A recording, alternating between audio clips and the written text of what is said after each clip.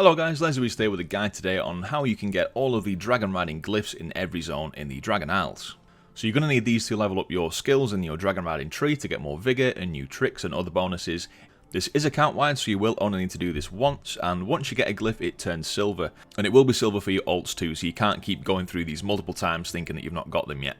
You do get an achievement for getting each one of these glyphs, so you can track them nice and easily through there by searching the name of each glyph. And if you're missing just one or two, that can be an easy way to track which ones you need. Also, recently added in the beta, your dragon will now let out a roar, and there'll be a message in your chat box saying that your dragon senses a glyph when you are nearby one.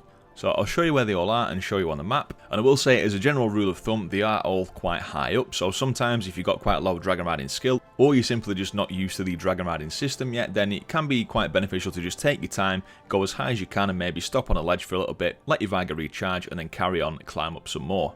So let's go with the first zone, the Waking Shores. So the first one is at the Ruby Life Pools. It's just a little bit away from the main area of the life pools and it's just at the top of this hill, it's not too high up. This is the Obsidian Bulwark glyph, and it's again not too high up in the air, quite easy to reach. The Obsidian Throne glyph is actually behind the Obsidian Throne, hovering over the lava pool, so you need to go behind, swoop down, you'll see the glyph there in the lava. Can be a bit hard to see because of all the smoke, but you can get this one nice and easy.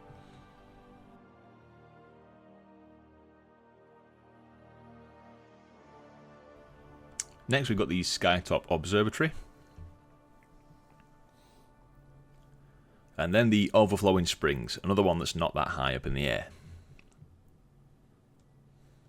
The Lifebinder's Observatory is right at the top of this tower.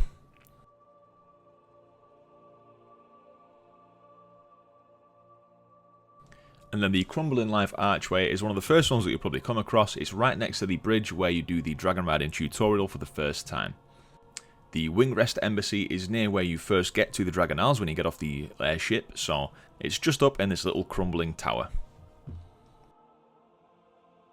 Then the Dragonheart Outpost one is actually inside the broken bit of the tower, so don't be fooled, it's not right at the top. If you see the crack bit, you can actually see the glyph inside there, so just swoop down and grab that. And then we've got the one at Scalecracker Peak.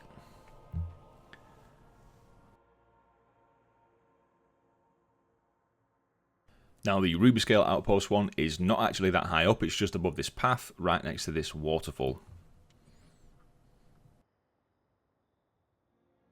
Then we have the Flash Frost Enclave. Now don't be fooled, it's not in the tunnel sort of system, it's just on top of the Flash Frost Enclave, just above this patch of grass.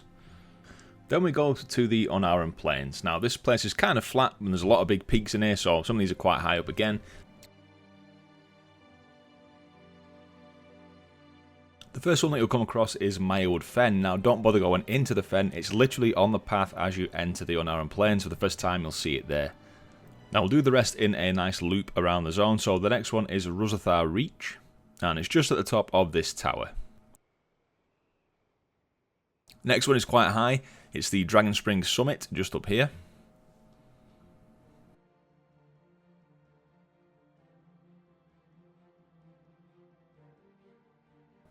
Then the next one is the Fork River Crossing, which is really low down. It's just on a path that leads into the Azure Span.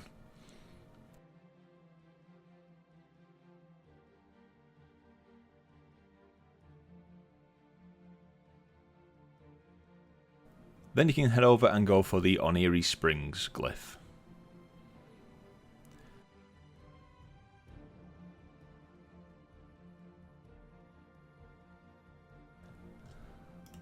Then try and keep some momentum and some height and head on over to the Windsong Rise.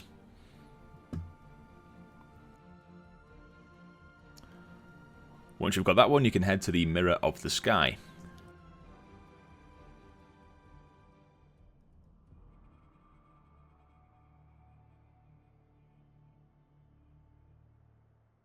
Then next we've got Zarskeleth. Now this is just inside the broken tower right at the top.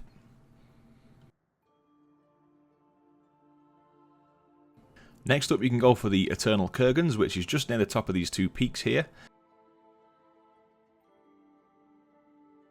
And then I recommend you just glide straight down and get the Emerald Gardens glyph while you're up here. And then you can glide towards Nokudon Hold, and you want to try and gain some height here because it's right at the top of this peak.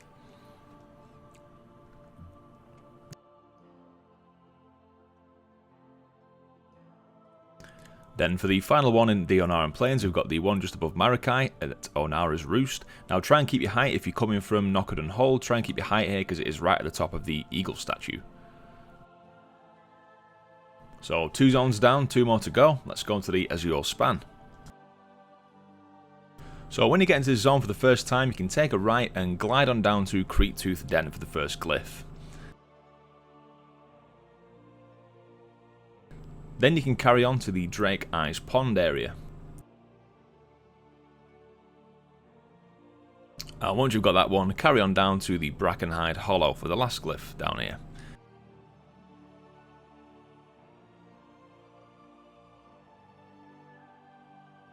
And then it's time to head up to the Azure Archives.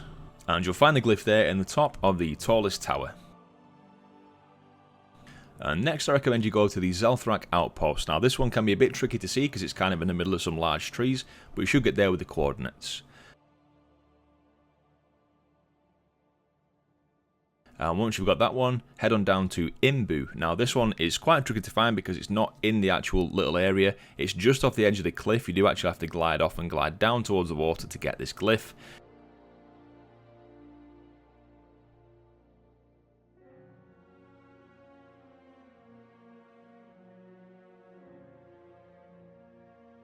But once you've got that one, you can head on up to the ruins of Karnthar area.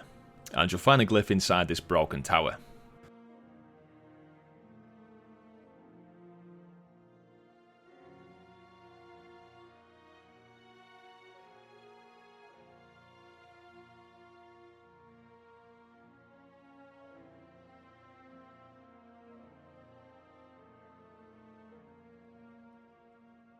Then you can make your way up to the Vakthroth summit, which is very difficult to say.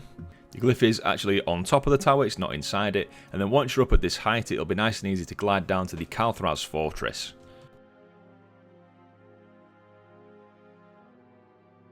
And there you'll find the glyph inside the top bit of the tower.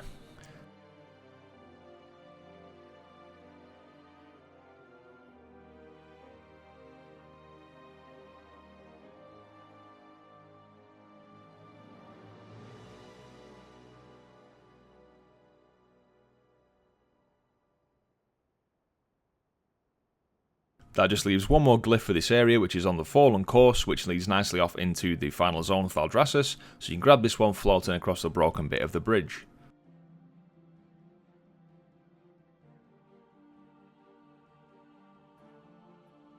So now we're at the final zone, and hopefully you've spent all your dragon riding skill points so far, because there's some big peaks to climb in this place, and you do have to climb the highest mountain in the game, so let's go.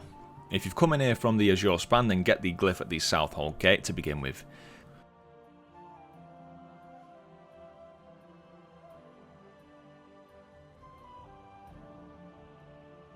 Then you could head over to Stormshroud Peak. If you're not that confident and you're flying it and you think you might not be able to get up there, then maybe leave this one till later. It does make sense to do it now if you can, so maybe just take it in a few attempts and just have a little pause to let your Vigor recharge.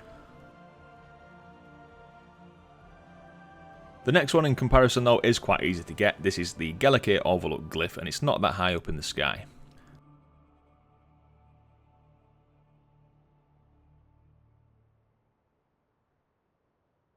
And then you can head across to the Passage of Time Glyph, and you'll find that one under this sort of rocky bridge formation. Next, head over to the Temporal Conflux, and the glyph is in this quite high tower that's just on its own, kind of on the edge of the Temporal Conflux area.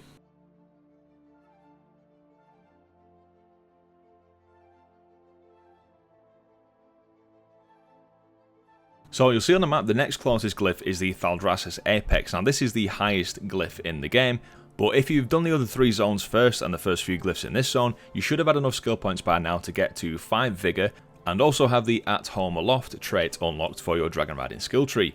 If you've got this, then it's actually not that hard to get up to the top. It might take you a few attempts, but there are quite a few places along the way where you can pause and let your Vigor recharge if you need to, so head up and grab the glyph at the top of the Thaldraszus Apex, and just enjoy the view when you get there.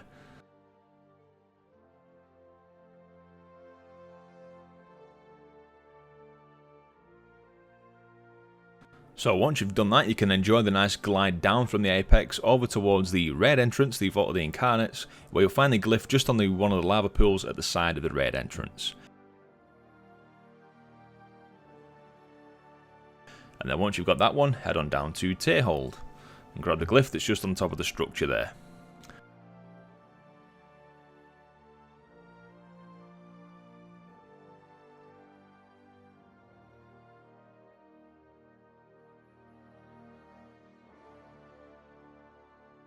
At that point, glide across to the Algathar Academy, and you'll find the glyph in the top of one of the towers there. And then you can take the long glide over to the Veiled Ossuary and grab the glyph that's also in the top of the tower there. And then for the last couple of glyphs, you want to head back over towards the main city Thaldraszus. When you're on the way there, get the glyph from Algathera. And then finally, you can finish off and get the glyph that's in Thaldraszus, which you can find just here. And there you go guys, that is all the Dragon Riding Glyphs in the Dragon Isles. You should by now, once you've got all these, spend your points, you'll have your Dragon Riding tree maxed out, you'll be an absolute pro at Dragon Riding, feel accomplished with yourself, and then you don't need to do this again at all. These will be on your alts and it's just happy days.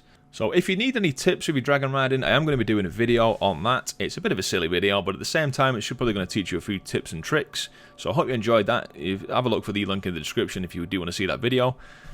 And guys, thank you very much for your time and for watching to the end of the video. If you did like the video, please do give it a like and consider subscribing to the channel for more guides and World of Warcraft content from me. Thank you very much guys, I've been LaserBeast, enjoy your day, and I'll catch you next time. Cheers.